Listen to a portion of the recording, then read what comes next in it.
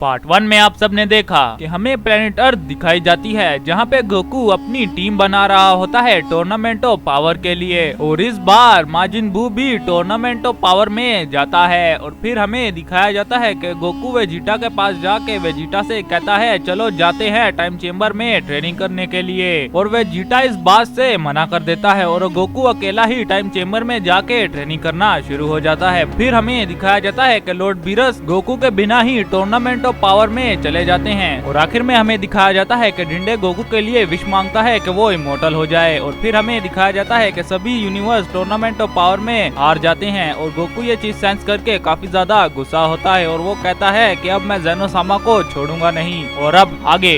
और फिर हमें दिखाया जाता है टूर्नामेंट ऑफ पावर जहाँ पे जिरेन सुपर शिनरोन से अपनी विश मांगता है कि मेरे मास्टर को रिवाइव कर दो। और सुपर शिनरोन ये विश पूरी भी कर देता है और इस बार जेनोसामा जिरेन के यूनिवर्स को रिमूव नहीं करते।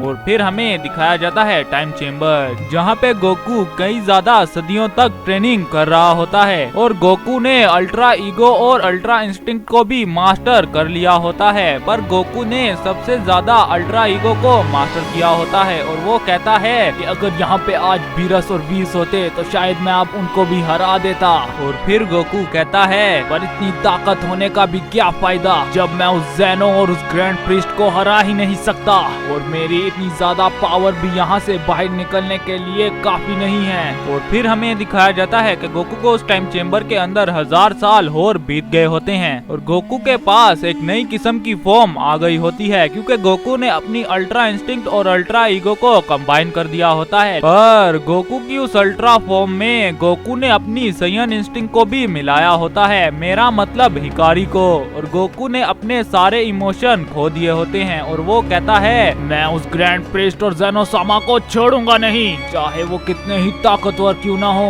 मैं उन्हें छोड़ूंगा नहीं, उन्हें मैं मार के ही रहूंगा। उस पिद्दी जेनो ने सिर्फ अपने मजे के लिए सारे यूनिवर्स रिमूव कर दिए। और गोकू को अपने सारे फैमिली मेंबर्स की याद आ रही होती है और गोकू कहता है इतनी ताकत भी मेरे लिए काफी नहीं है यहाँ से बाहर निकलने के लिए। और फिर हमें दिखाया जाता है कि गोकू को उस टाइम चेम्बर के अंदर 2 मिलियन साल गुजर गए होते हैं और गोकू ने एक नई किस्म की ताकत को भी अचीव कर लिया होता है। और गोकू की वो नई फॉर्म और कोई नहीं सेराफिम फॉर्म होती है। पर गोकू ने उस सेराफिम फॉर्म के साथ कुछ किया होता है और गोकू लगातार अपनी पावर अप करना शुरू हो जाता है। और जैसे ही गोकू की वो पावर अप खत्म होती है तो हमें दिखाई जाती है गोकू की एक नई सेराफिम फॉर्म जिसे गोकू कहता है अल्ट्रा सेराफिम। और फिर हमें दिखाया जाता है कि गोकू अचानक से ही अपनी पावर डाउन कर देता है और वो कहता है मेरे पास इतनी ज्यादा पावर होने का भी क्या फायदा जब मैं यहाँ से एस्केप ही नहीं कर पा रहा। और फिर गोकू कहता है अगर मैं उस जेनोसामा और ग्रैंड प्रिस्ट को नहीं मार पाया तो मेरे जीने का क्या फायदा, मुझे तो मर जाना चाहिए। और फिर गोकू कहता है कि मैं यहाँ से निकलने के लिए कुछ भी करूँगा। और गोकू अपनी पावर अप करना शुरू हो जाता है और गोकू की उस पावर अप की वजह से उस टाइम चेम्बर के अंदर बिल्कुल छोटा सा एक पोर्टल खुलता है और गोकू की वो एनर्जी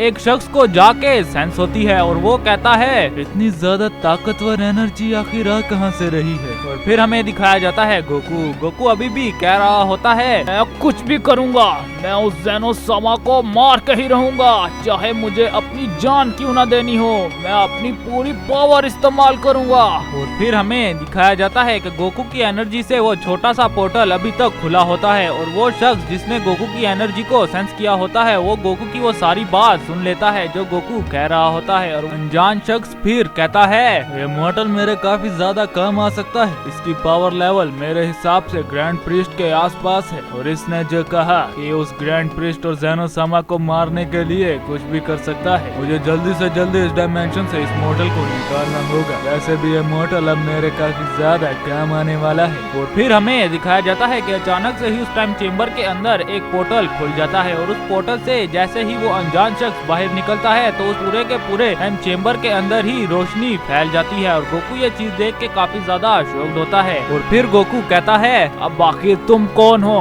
क्या तुम्हें उस प्रिस्ट ने भेजा है मुझे मारने के लिए। और फिर हमें दिखाया जाता है कि वो अनजान शख्स कहता है ये तो एक सयन है और मुझे ऐसा क्यों लग रहा है कि मैं इस सयन से पहले मिल चुका हूँ। और फिर उस अनजान शख्स को कुछ याद आता है और वो कहता है अपने मन में। ये तो बिल्कुल ही उस सैयन की तरह लग रहा है जिसने मुझे हरा दिया था, पर उस सैयन के चेहरे के ऊपर एक निशान था। चलो छेड़ो। और फिर वो अनजान शख्स कहता है गोकू से, मैंने तुम्हारी वो बात सुनी कि तुम कुछ भी करोगे यहाँ से निकलने के लिए, और उस ग्रैंड प्रिस्ट और ज़ेनो सामा को तुम मारना चाहते हो। और गोकू ये बात सुन के काफी ज्यादा हैरान होता है और वो फिर कहता है उस अनजान शख्स से, क्या तुम सच में मुझे यहाँ से निकाल सकते हो? और फिर हमें दिखाया जाता है उस अनजान शख्स का चेहरा, और वो अनजान शख्स और कोई नहीं मरनो होता है। और फिर मरनो कहता है गोकू से, हाँ मैं तुम्हें यहाँ से निकाल सकता हूँ, पर तुम्हें मेरी एक शर्त माननी होगी कि मैं जो कुछ भी कहूँगा तुम्हें वो मानना होगा। और तभी गोकू कहता है, ठीक है तुम मुझे यहाँ से निकालो।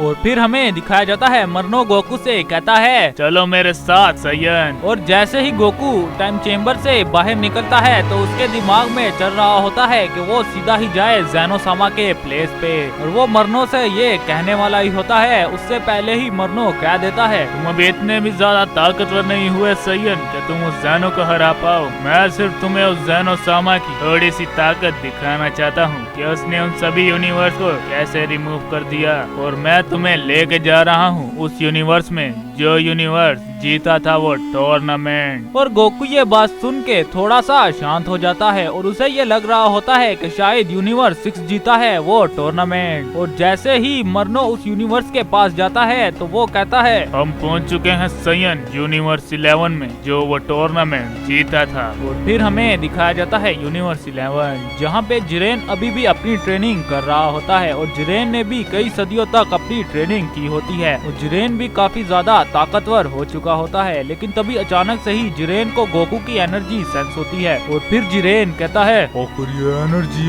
कहाँ से रही है? और फिर हमें दिखाया जाता है मरनो गोकू से कहता है, यूनिवर्स 11 एक शख्स की वजह से जीता था, क्या तुम उससे मिलना नहीं चाहोगे सैयन? और फिर गोकू कहता है, मुझे उस शख्स से मिलने में कोई भी दिलचस्पी नहीं है। और फिर मरनो कहता है, क्या तुम जानना नहीं चाहोगे सन गोकू कि आखिर वो है कौन? वो है जिरेन। और गोकू जिरेन का नाम सुन के पहले तो सोच में पड़ जाता है, और फिर उसे याद आता है कि उसे टॉप ने बताया था एक वॉरियर के बारे में जिसका नाम था जिरेन। और फिर गोकू कहता है मरनो से, क्या उसने ही टूर्नामेंट जीता है? और तभी मरनो कहता है, हाँ उसी ने जीता था वो टूर्नामेंट, और उसने विश मांगी कि उसके मास्टर को रिवाइव कर दिया जाए। और गोकू ये बात सुन के काफी ज्यादा गुस्सा हो जाता है, और वो कहता है, आखिर ऐसा क्यों? वो ये भी मांग सकता था कि सारे यूनिवर्स वापस आ जाएं, पर उसने ऐसा नहीं किया। जिरेन ये माफ नहीं किया जाएगा। और फिर हमें दिखाया जाता है कि मरनो अचानक से ही गोकू से कहता है, सैयन वो यहाँ पे आ चुका है, मेरा मतलब जिरेन। और जिरेन गोकू को देख के काफी ज्यादा हैरान होता है, और वो कहता है, ये तो एक सैयन है, जहाँ तक मुझे याद है यूनिवर्स 7 और 6 तो रिमूव हो चुका है, तो आखिर ये सैयन आया कहाँ से? और फिर जिरेन कहता है गोकू से, सैयन आखिर तुम इस यूनिवर्स में क्या करने के लिए आए हो? और तभी गोकू कहता है, तुम हो जिरेन जो टूर्नामेंट ऑफ पावर को जीता है और जिसके बारे में मुझे टॉप ने बताया था। और तभी जिरेन कहता है, अगर तुम इस यूनिवर्स को मिटाने के लिए आए हो तो मैं तुम्हें छोड़ूंगा नहीं सैयन। और तभी गोकू कहता है जिरेन से, मैं तुम्हारे इस यूनिवर्स में कभी नहीं आता अगर तुमने सही विश मांगी होती जिरेन। और तभी जिरेन कहता है, तुम्हें सच में लगता है कि मैं दूसरे यूनिवर्सेस की परवाह करता था? मैंने सिर्फ अपने मास्टर को रिवाइव करने के लिए उस टूर्नामेंट में भाग लिया। और तभी गोकू कहता है, तुम्हारे पास पावर थी जिरेन, तुम सभी यूनिवर्सेस को वापस ला सकते थे और तुमने ऐसा नहीं किया, मैं तुम्हें छोड़ूंगा नहीं। और फिर हमें दिखाया जाता है कि अचानक से ही वहाँ पे टॉप भी आ जाता है, और वो गोकू को देख के काफी ज्यादा हैरान होता है, और वो कहता है,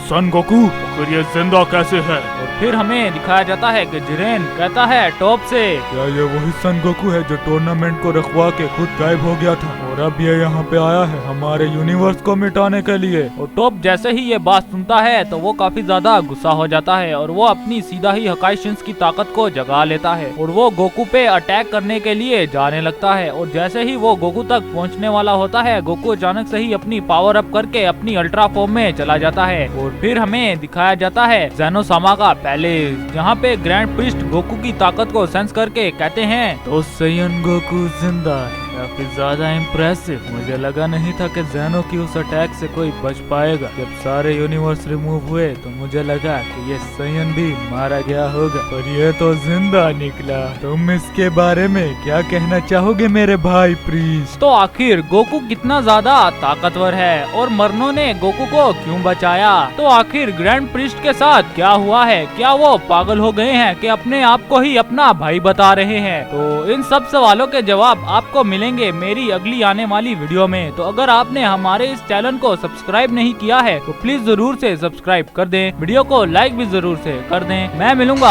आपको इससे अगली वीडियो में, तब तक के लिए बाय।